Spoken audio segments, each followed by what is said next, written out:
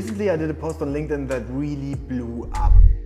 And it was a thing I never shared before. It was my calendar. And a thing that's so profound. Everybody has it, everybody uses it. Most of us also put some stuff in, but we never actually think about how we're structuring it, what events are important, how we schedule meetings and all of that. So this is what this video is about, and I want to give you a breakdown of my calendar. Throughout the last 15 years as an entrepreneur, I mastered my calendar. And today I want to show you my insights. Recently I made a LinkedIn post and it really blew up. More than 40,000 impressions, that is a lot. And it was just a thing that was pretty easy. It was my calendar. So profound, huh? But today I want to talk to you about how I schedule my meetings, how I keep track with all the stuff I have to do, and how my calendar actually looks. I'm gonna show you a full screenshot later in this video.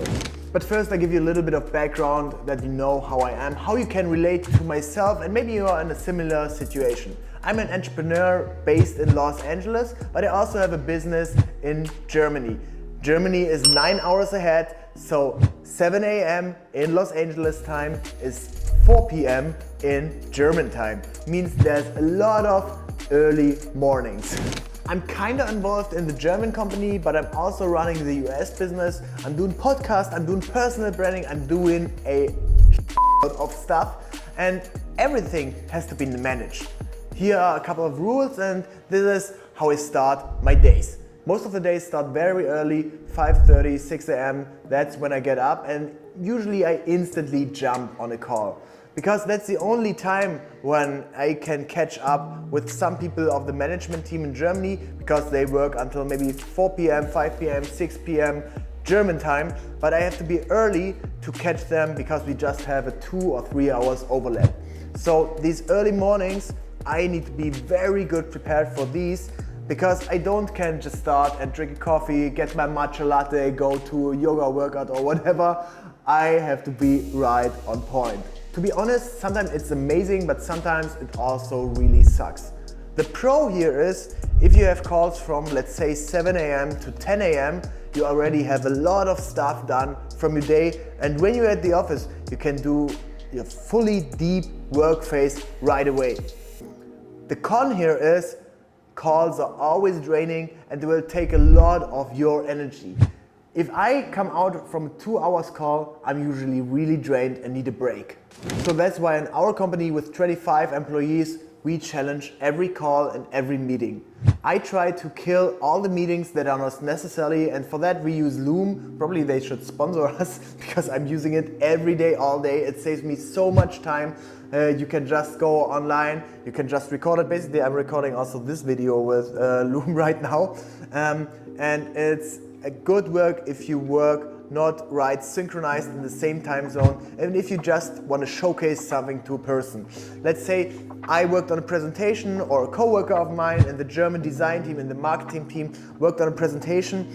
They can just send the presentation to me, and I think like, okay, what should I do with it? It's just a blurry photo and there's just a couple of exclamation marks or whatever. But if they send me a Loom and explain a little bit, oh, that blurry photo showcases that the client is still dizzy about what they want, or that the exclamation marks stand for something in the visual design language or so, I get a fully sense of what they do, and we don't have to jump on a 30 minutes call. So that's how I save a lot of time. But now let's go into the calendar and go through it day by day. By the way, I chose this week in June 2024 because a lot of stuff was going on. I was most of the time in the office here, which is not always the case. I will also talk about later a little bit how it's looking if I'm on production, on a video production, on a shoot, traveling abroad in New York, in Germany, wherever. But today we want to focus on a regular work week in the office in Los Angeles. Mondays are usually very busy. In Germany it's already 4 p.m. means the whole day is done, and in Los Angeles the day is just about to start. So I start my day 6 a.m. doing weeklies, going through all the mails and responding of what came in over the weekend. Then we have the New Trend Society Weekly. New Trend Society is my brand, my community brand, where we bring creative entrepreneurs together. We do this with fashion, with events, and with a lot of experiences. So there's one weekly, it's very important to me, so it's right at the beginning of the week, and all the people in the team, the guy who does the fashion, the guy who runs the financials, the design team, everybody's on it, and we align on what's on for this week. After that, we have a personal brand meetup. We go through everything that's on the personal brand side for the whole week. Instagram, LinkedIn, newsletter, TikTok, podcast. I spend 1 hour really focused with my head of personal brand, with my YouTube team to discuss everything, because then I won't be bothered throughout the week. Get it done, and then they can work by themselves, right? And it's very efficient. The rest of the Monday isn't planned throughout because there's always a lot of stuff coming up spontaneously. Somebody needs a review of a presentation, a client calls, maybe you have to work on a strategy, or so on and so forth. So this is Monday. Tuesdays and Wednesdays, you see they're starting very early. And if you saw these little green remarks here in the calendar, these are basically just some reminders for myself. These can be like weekly or yearly reminders. Some birthday I have right here. Then we have another one of like some company interchange transactions.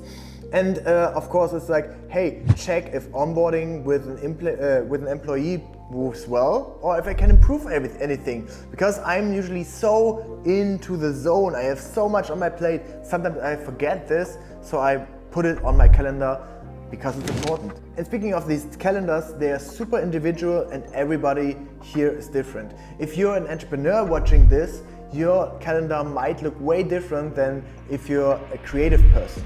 Creative people don't like meetings.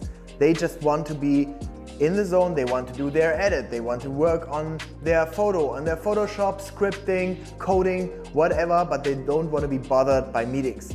Then there's entrepreneurs or managers or producers, and they thrive on meetings because that's what they do good. They want to organize stuff, they want to get stuff done, they want to check all their boxes. And here comes the challenge. On the one hand, you have the creators, the editor, who just wants to be left alone. On the other side, you have the producer who wants to talk to them all the time, has feedback, questions, and all of it. So the thing you have to do as a CEO, as an entrepreneur, or as a team lead, you have to align all of these. We have a couple of rules in German team, means no meetings in the mornings, just meetings in the afternoons. Everybody has a deep focused work in the morning. But for me, this is what works best. Have you ever been in a client call or in an agency call and you wondered how much was that meeting? So let's do an exercise here. And that's one I'm also doing with my management team here. You have 8 people on the call.